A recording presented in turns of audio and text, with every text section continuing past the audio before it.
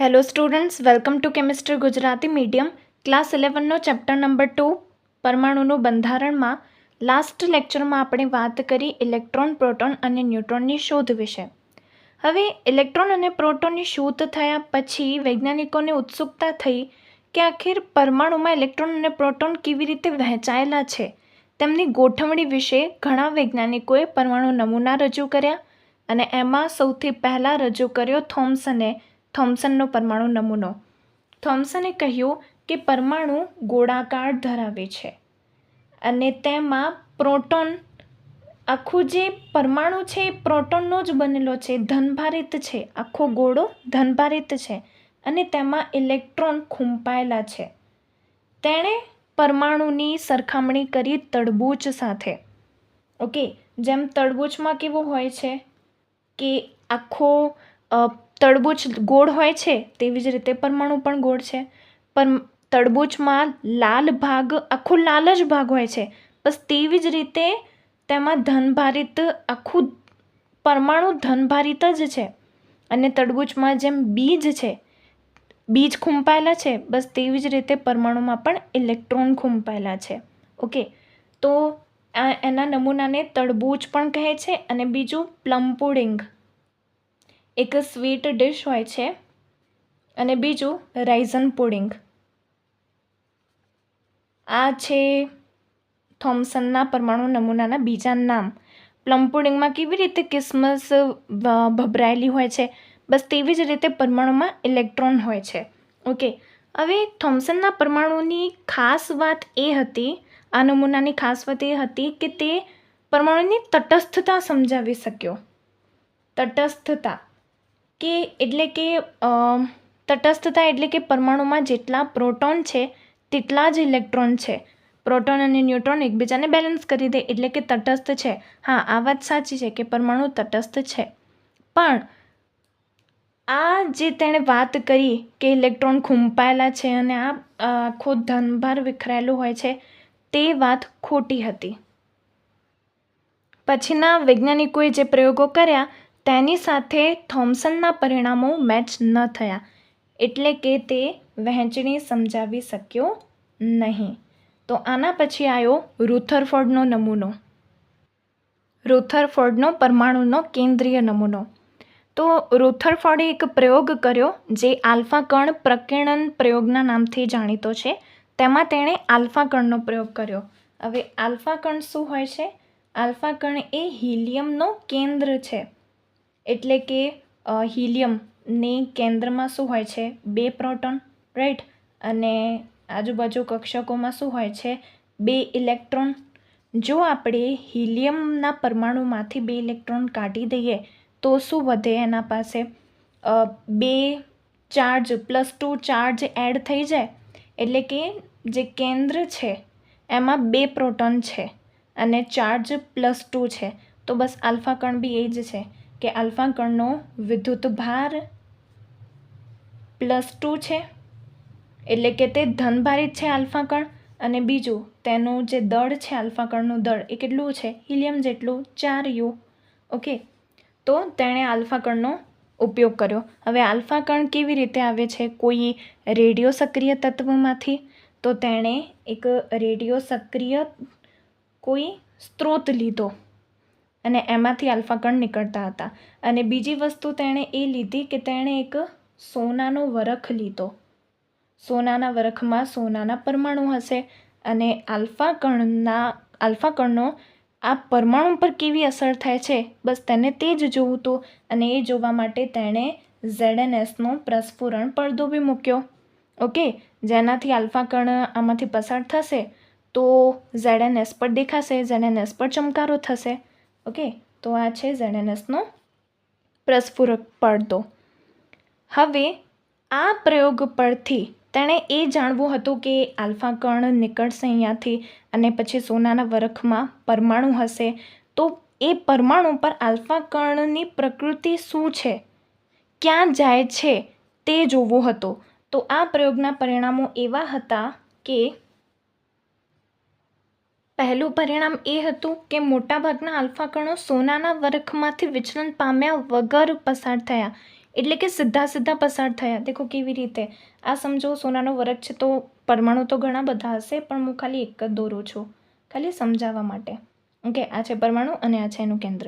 Okay, આ વાત હાલ તો ખબર નથી પણ દોર્યું છે. તો આલ્ફા કણ આવ્યા તો સીધે સીધા પસાર થયા, સીધે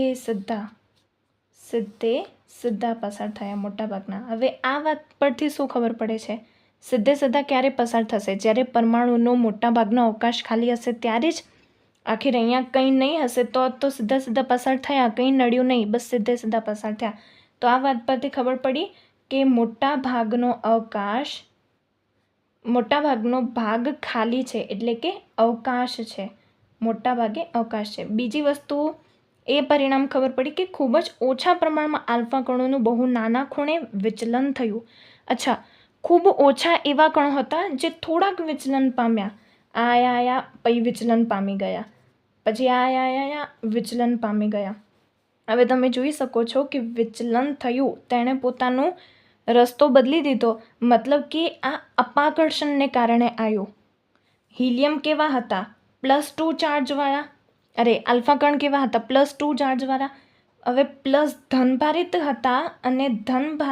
હતા અને અપાકર્ષણ પામીને પોતાનો રસ્તો બદલી દીધો. મતલબ અહીંયા જે વસ્તુ છે એ કેવી હશે, એ પણ ધનભારિત હશે, કેમ કે ધનભારિતને કોણ અપાકર્ષશે, ધનભાર જ અપાકર્ષશે. તો મતલબ બીજી એ વસ્તુ ખબર પડી કે ધનભાર પરમાણુમાં ક્યાંક ધનભાર પણ છે, માટે તે વિચલન પામ્યા. પણ ખૂબ જ ઓછા એવા આલ્ફા કણો હતા. તો એનો મતલબ એ થયો કે જે પણ ધન વીજભાર છે એ આખામાં પ્રસલાયન નથી, ખાલી એક નાના ભાગમાં બસ ધનભાર છે. જો આખામાં ધનભાર હોત તો કોઈ સીધું ના જત, પોતાનો રસ્તો બદલી દોત, બધા આલ્ફા કણ પોતાનો રસ્તો બદલી દોત, પણ એવું થયું નહીં. એટલે કે જે ધનભાર છે એ ખૂબ નાના ભાગમાં રહેલો છે. ઓકે, ત્રીજી વસ્તુ એ કે ઘણા ઓછા આલ્ફા કણ, કેટલા ઓછા, તો 12,000માં એક એવો હતો કે જે અથડાઈને લગભગ 180 ડિગ્રીના ખૂણે પાછો ફર્યો. મતલબ કે એક એવો આલ્ફા કણ હતો જે આવ્યો અને પાછો બાઉન્સ બેક થઈ ગયો, એ જ રસ્તે પાછો વળી ગયો. હવે એવું ક્યારે થશે, જ્યારે અહીંયા પરમાણુની અંદર કોઈ ભારી વસ્તુ હશે તો જે બાઉન્સ બેક થશે ને. તો એના પરથી એ ખબર પડી કે અહીંયા જે પણ છે એનું દળ ખૂબ જ છે, એ ખૂબ ભારે છે. ઓકે, તો પહેલી વસ્તુ એ ખબર પડી કે પરમાણુમાં મોટા ભાગનો અવકાશ ખાલી છે એટલે જે આલ્ફા કણ છે સીધા ગયા. સેકન્ડ વસ્તુ એ કે ખૂબ ઓછા આલ્ફા કણ એવા હતા કે જે વિચલન પામ્યા, પોતાનો રસ્તો બદલ્યો. તો એનાથી એ ખબર પડી કે ઓછા કણો વિચલન પામ્યા તો મતલબ કે જે પણ વસ્તુ એ કોઈ નાના ભાગમાં છે, અને વિચલન પામ્યા મતલબ કે રસ્તો એવો બદલી દીધો કે લાઈક અપાકર્ષણને કારણે, તો મતલબ એ ધનભારિત છે. ત્રીજી વસ્તુ એ કે આખું બાઉન્સ બેક થઈ ગયું. બાઉન્સ બેક ક્યારે થશે, જ્યારે કોઈ વસ્તુ અંદર ભારી હશે તો ટકરાઈને પાછી આવી, તો જે પણ ધનભાર છે એ ખૂબ ભારે બી છે. તો રુથરફોર્ડના આ પરમાણુ નમૂનાએ એક ઘણી બધી વાતો સાબિત કરી, જેમ કે પહેલું, પરમાણુનું દળ જે પણ છે એ નાના ભાગમાં સંગ્રહિત છે. ઓકે, એ આપણે જોયું. અને તેણે પરમાણુના સાઇઝ વિશેની પણ વાત કરી અને પરમાણુ કેન્દ્રના પણ સાઇઝ વિશેની વાત કરી. સમજો, જો પરમાણુ કેન્દ્રને આપણે બોલ માનીએ ને, ક્રિકેટનો દડો, જે કેન્દ્ર છે એને દડો માનીએ, તો આપણે 5 કિલોમીટરની ત્રિજ્યાવાળું એક ગોળો બનાવીએ ને, એક મેદાન બનાવીએ ને, એટલો એનો પરમાણુ છે. 5 કિલોમીટરની ત્રિજ્યાવાળો એવો પરમાણુ છે. મતલબ કે પરમાણુ આટલો મોટો નહીં હોતો, 5 કિલોમીટર જેટલો. પરમાણુ તો એટલો નાનો હોય છે કે આપણે નરી આંખે જોઈ પણ નથી શકતા. પણ આ ખાલી સાઇઝ વિશેની એક આઈડિયા આપી કે પરમાણુનું કેન્દ્ર ખૂબ ખૂબ નાનું છે, એક દડા જેટલું છે, અને એ જે કેન્દ્ર છે એ દડો જેટલું હોય તો પરમાણુ તો 5 કિલોમીટર ત્રિજ્યા જેટલું મેદાન જેટલું હોઈ શકે. અને એક્ઝેક્ટલી એણે કહ્યું કે 10⁻15 મીટર જેટલું કેન્દ્ર છે અને 10⁻10 મીટર જેટલું એ પરમાણુ છે. ઓકે. બીજું, તેણે પોતાના પરમાણુના નમૂનાની સરખામણી સૂર્યમંડળ સાથે કરી. થોમ્સને પોતાના પરમાણુ નમૂનાની સરખામણી કોની સાથે કરી હતી? તડબૂચ સાથે. અને રુથરફોર્ડે કોની સાથે કરી? સૂર્યમંડળ સાથે. એટલે કે જેમ સૂર્ય વચ્ચે હોય છે અને ગ્રહો આજુબાજુ કક્ષાઓમાં ગતિ કરે છે, બસ તેવી જ રીતે વચ્ચે સૂર્યની જગ્યાએ પ્રોટોન છે અને જેમ ગ્રહો આજુબાજુ કક્ષામાં ગતિ કરે છે, બસ તેવી જ રીતે ઇલેક્ટ્રોન પણ ગતિ કરે છે. એટલે કે કંઈક આવી રીતે આ છે પ્રોટોન વચ્ચે અને આજુબાજુ છે ઇલેક્ટ્રોન જે વર્તુળાકાર ગતિ કરે છે. હવે તેમણે કહ્યું કે